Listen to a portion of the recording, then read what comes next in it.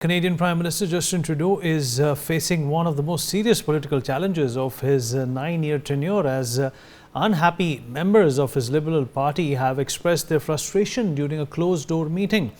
As per reports, up to 24 lawmakers have signed a letter urging Trudeau to resign by the 28th of October, citing dissatisfaction with his leadership and the party's poor polling results. While Trudeau is in no immediate danger of being ousted, the meeting marked a significant moment in his leadership as several MPs demanded change ahead of the election slated to take place in October 2025. The question that comes up is, will the Liberal Party boot him out, or will they take their chances in having him as their leader? We'll talk about this with our guests. Ambassador Pradeep Kapoor, former diplomat, with us on the show. Mr. Gautam Mukherjee, senior journalist, also joins us on the program. Mr. Surinder Singh Lali, international affairs expert, with us on the program as well. And last but by no means the least, Professor Madhav Nalapat, editorial director of the Sunday Guardian, also joins us on the show. Professor Nalapat, I'll begin with you. Well, as somebody who's Indian, it will be too optimistic for me to surmise or conjecture at this point in time that this dissatisfaction is a result of how Justin Trudeau has been dealing with India as well. Besides his unpopularity in Canada, and besides the unemployment and the economic woes that Canada is undergoing at this point in time, there is obviously this huge distraction that he's created with this tension against India. Justin Trudeau is looking for some issue on which he can ride a wave. And frankly, he made a big mistake in thinking that India, under Prime Minister Modi, would be that kind of an issue, because India is the linchpin of security in the Indo-Pacific. As I'm sure even our friends in Canada know very well, the reality is that I think he has not really understood the gravity of the position of Prime Minister, despite being 9 years in the job. And as a consequence, quite frankly, he is making huge mistakes. Now, so far as this very unfortunate way in which he went before Parliament and made a blatant accusation against India when he had only intel data, and that too raw intel data and nothing else. And still we don't believe that he has anything else. And raw intel data, frankly, 90% of it is thrown out later on after analysis. So the fact is, Vineet, that Justin Trudeau is impulsive, he's impetuous, and sometimes Canadians love that. They love that impetuosity, that youth, that the daredevil spirit. But now they understand that that same spirit is dragging Canada down. Forget about the rate of growth. You are looking at a country where the drugs are all over the place. And, drugs are being supplied at the southern border by Chinese entities, by Chinese criminal gangs, helped by Mexican, and I'm sorry to say, Canadian criminal gangs. The result is that you have now, I'm told, it has gone to about 9 people a day are dying out of drug overdose in the single province of which is creating so many problems for India, in a single small province of Canada. So the reality of the situation is, Vineet, that Justin Trudeau, you can't have an impetuous, impulsive person taking decisions on economics, on foreign policy, on anything to do with the lives of millions of citizens of his own country. And I think Canadians have realized that. I think people in the party understand that very clearly. Now the Conservative Party, for example, is ruthless in booting out a leader whom they believe is unpopular. And you've seen that with Margaret Thatcher herself. They booted her out because people felt they had enough frankly, I think it's, a lot of negative comment about her. They booted her out. I think Liberal Party had better find the courage and boot out Justin Trudeau. Otherwise, you're handing over a walkover victory to the Conservatives in 2025. And what he has done with India, going public immediately, going before Parliament, and trying to, of course, essentially create diversion from the linkages of several in his own party with China, that just shows that this individual is unfitted to run a country as, frankly, as high potential, as important to the world as Canada, Vinny. Gautam? Well, Justin Trudeau is obviously, not very popular within his own party at this point in time. But the fact of the matter is that he's taken a lot of unnecessary risks, by doing what he did when it came to India. Gautam? Well, this is something that he thought he had the backing of the Five Eyes. He thought he has the more than the tacit backing of the United States. And, India has handled this by splitting the beam and dealing with the United States and has totally denied that Canada has any credible evidence. And Canada has not been able to produce it.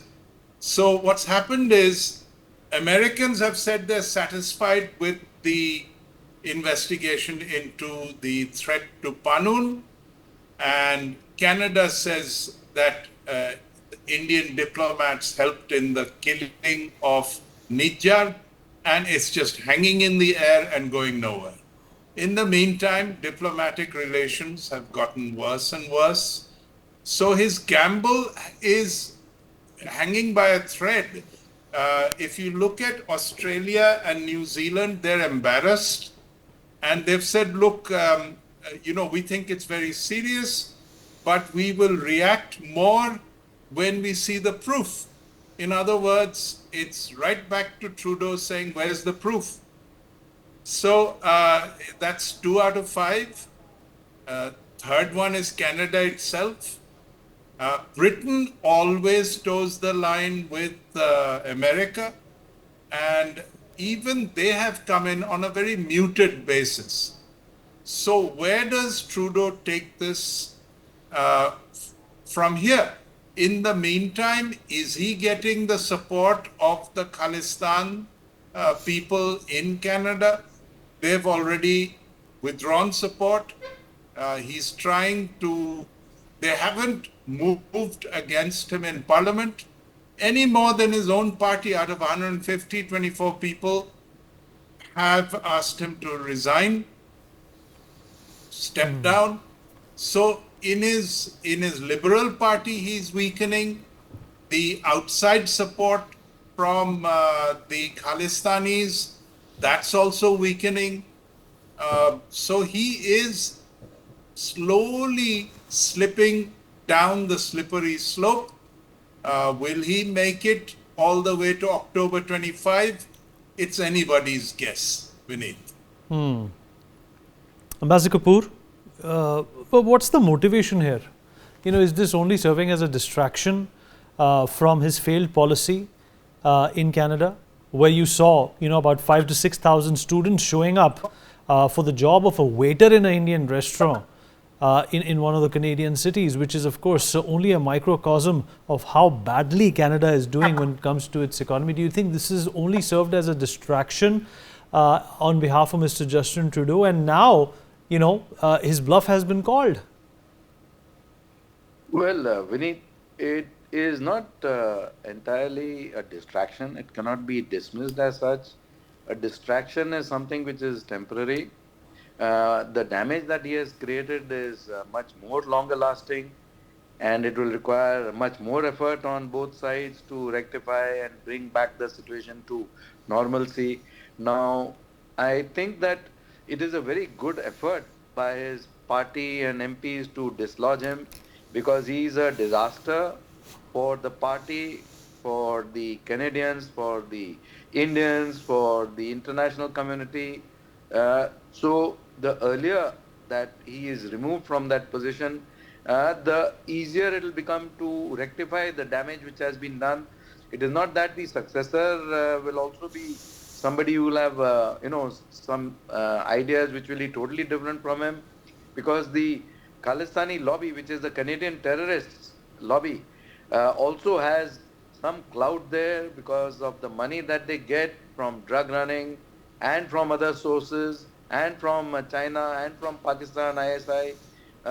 All those factors will continue to exist even if Trudeau is removed. Trudeau may not be removed at this juncture currently, because if there is not sufficient support for this effort, but the effort will continue expanding. It will snowball, and ultimately he has to go, if not today, tomorrow.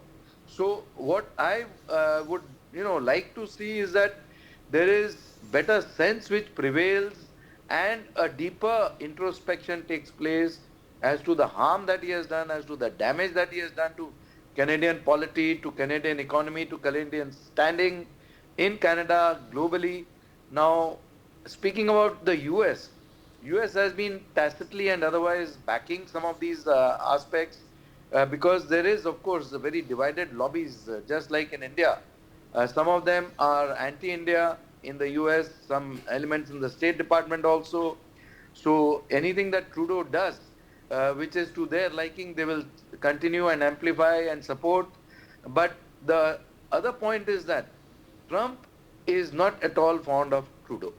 So should Trump succeed in the presidential elections, then Trudeau's lifespan is definitely going to be very short-lived, because he is going to, as soon as he takes power, he is going to make it very clear that this is a joker who does not deserve to be where he is and has to be cast aside. So I think that will happen if Trump wins the elections. That will be even further expedited and fast-forwarded. So let us see how things evolve. It will be an interesting phase. It's unfortunate that Canada, from being what even Professor Nalapat mentioned, as a country which everybody was proud of, which everybody looked up to, is currently at a stage where it is undergoing a Pakistanization.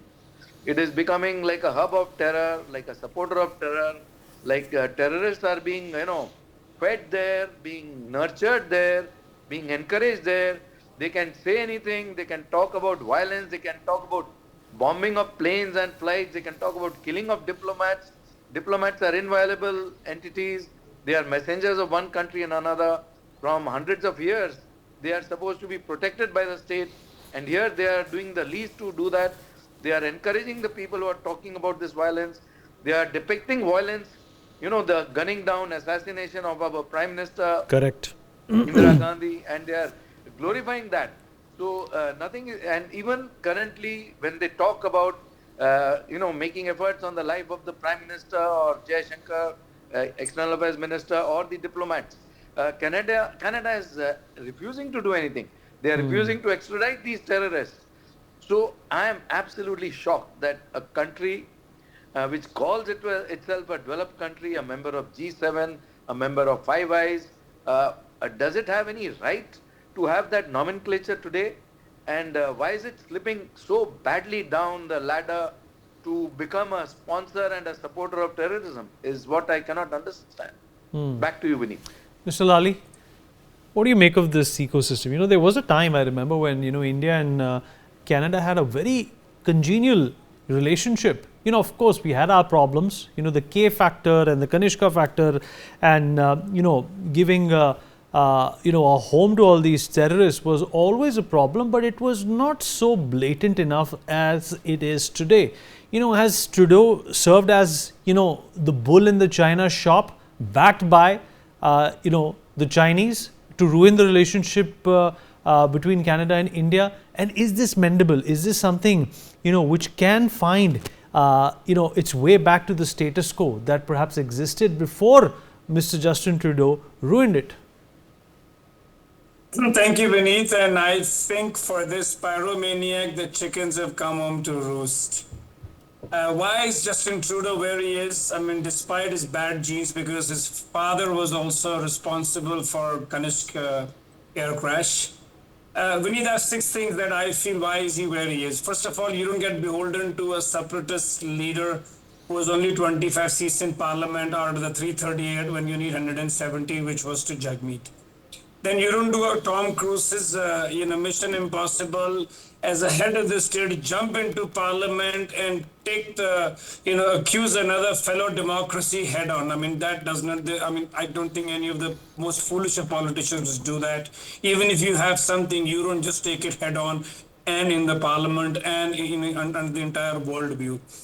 And then as a repeat offender, RCMP does a press conference. And even again, after a year or so, Justin Trudeau does another press conference. So obviously, he doesn't understand what he's doing. Then you don't do a selective leak of classified information against another friendly country, which was India, fellow democracy, through Washington Post. You don't sit and vegetate on 25 extraditions, including when Indira Gandhi had asked Pierre Trudeau to extradite Parmar. And, he didn't pay any heed, and he had a ridiculous thing to say about how, we were not something to the Queen, beholden to the Queen. And of course, then Indira Gandhi was on record. I was doing my research today. She was on record saying that CIA with ISI is training these K elements in Pakistan.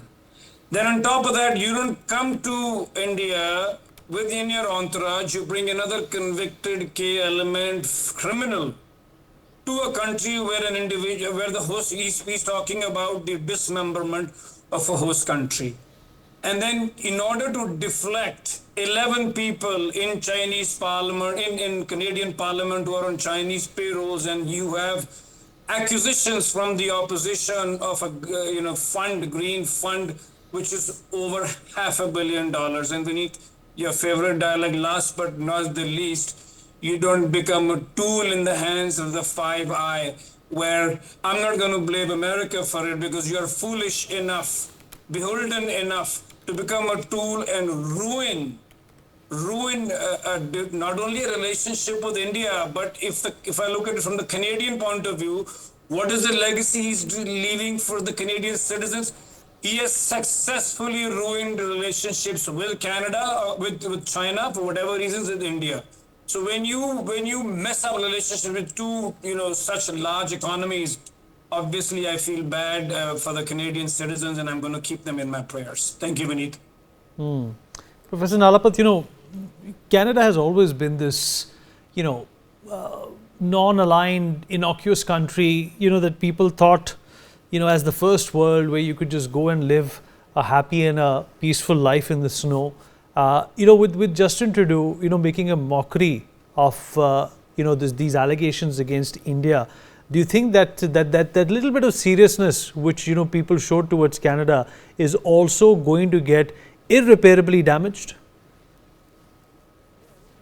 I'd like to say that I think Justin Trudeau needs to be differentiated from Canada as a country and the Canadians as a people.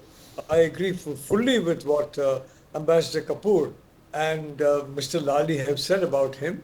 I think the reality of the situation is, if your single province of British Columbia has about 9 people a day dying of opioid overdose, don't forget Justin Trudeau legalized cocaine and marijuana. Not just legalized it, he started giving it out. In British Columbia, it's given free of cost.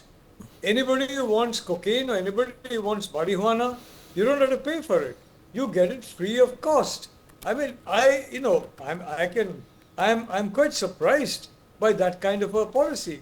Now, marijuana, all right, you can to some extent say all right. A lot of places marijuana has been legalized, but cocaine is a hard drug. Cocaine is highly addictive. Cocaine is highly destructive, even to the brain cells, if I may say so. And I don't know, is Mr. Trudeau listening to people who are cocaine addicts for his India policy?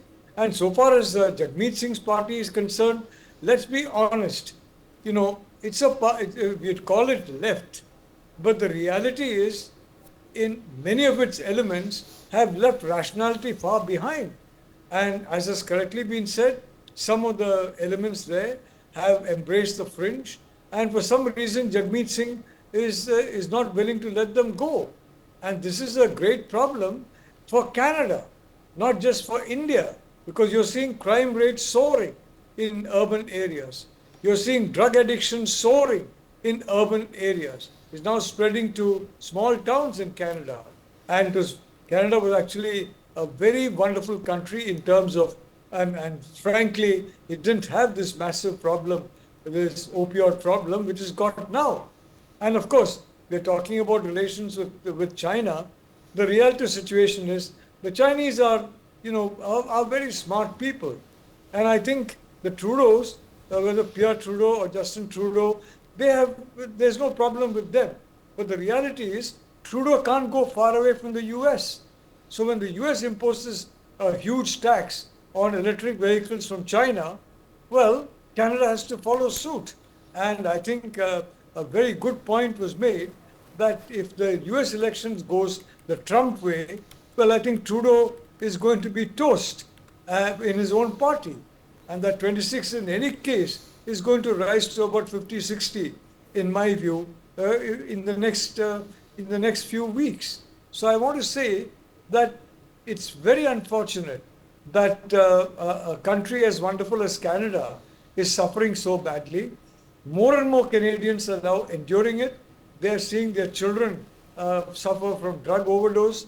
They're seeing their family members and their friends being attacked by gangs with knives and guns. And these gangs with knives and guns are the gangs who deal with narcotics, are the gangs who deal with hawala traffic, including sending money, if I may say so, to India to create trouble. Now, they're also sending money, by the way, to the United States to create trouble. Especially if in a Trump presidency, they will try and disrupt it. In the United States, in the UK, the same thing now that they have been active. Australia, they have started getting active. I think it's important for the Five Eyes to frankly, rub their eyes and take some coffee and look more clearly at the problem confronting them in their own backyard. So far as the Five Eyes are concerned, the fact that they have ignored this issue of Canada becoming a safe haven for drug smuggling, for terrorism, for violence, technically directed against India, reminds me of the United States before 9/11. And before 9/11, the United States tolerated all these people. And they said, so what? It's only, it's not us. Canadians are saying, it's not us, it's not the Western world. Well, it became the Western world, it became the United States in 9/11, and it will become Canada in a very short while. And it's already becoming, but you're going to see acts of terror in Canada take place by these same elements. So I do think that the Liberal Party needs to get its act together, and I think they need to elect a leader who has got a much better chance of winning the next election than Justin Trudeau, who in my view has no chance whatsoever. Thank you. And Gautam, do you think that this, this liberal leftist woke ideology is responsible for the kind of soup Mr. Justin Trudeau finds himself in? And they perhaps have pushed it too far? Even across the boundaries of their own country, where you're supposed to in fact relegate it from crossing over. Well, I don't know about the woke ideology. I think underpinning all this is a very seamy underbelly, which involves, as the other panelists have put out, a lot of payola, a lot of drugs, a lot of extortion, gun running, people running. So this is what is funding Trudeau and elements in his party. 11 of them, as Mr. Lally pointed out, were on the Chinese payroll. There is a large Chinese diaspora. The part of the reason why he's making such a lot of, wild allegations against India is to distract from his complicity with China. He's got a lot of involvement with China and personally, and his various people in his party, one of the reasons why he can't be abandoned. It's sort of, a band of thieves that are supporting each other, because if he goes down, so do they. It is quite a mess. And then you've got the economic troubles, which is due to bad handling. I don't know so much because of wokeism, but because there is not enough attention paid to the requirements of the economy, and perhaps the Liberal Party and Trudeau are quite clueless. And this is, because they don't hesitate to harm their own economic interests. They are, they do it all the time. And they also go after different, groupings. Some time back, as you remember, they attacked all the truckers, of which quite a few were of Indian origin. They made a very hardline effort to prevent them from protesting. That went okay for him, but he was, there is no consistency in the policies that he adopts, and I think there is basically an attempt to hoodwink the Canadian public and try and get away with it. Now it's not happening anymore. Even though the Canadian public is apparently very tolerant, I think they're reaching the end of the rope and they can't put up with this anymore because they're suffering economic hardship. And the man on top, charismatic as he is, young, good looking, all that, is a fraud and is lying to them and is not dealing with the issues that they need dealt with. And the law and order situation has gone to hell. And it is quite probable, as the other panelists have pointed out, when these various elements which are allowed to run loose find that they're not getting their way, they will attack. There will be gang warfares. There will be not just attacks in an organized political manner against people from India, but there will be attacks between themselves. All right.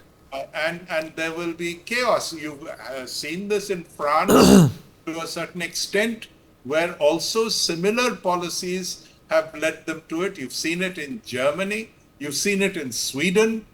There is no reason why Canada All right, should be Gautam, exempt. let me quickly also rope in Mr. Lali, as we've completely run out of time. I want to accommodate a point from him as well before we end the show. Mr. Lali, go ahead. Set the base for my next point, and as a turban Sikh, I think Justin Trudeau seems to be taking the Canadian population for a royal ride. Of course, now they can see through him, and I'll tell you how he's doing it. He's not telling people that Niger was a declared terrorist by us. He's not telling that Niger came under a false passport by the name of Sharma. He's not telling that Niger was twice not given the visa. He's not telling that Niger had gone to Pakistan. He's not telling that Niger was seen with assault weapons and AK-47s on Canadian soil.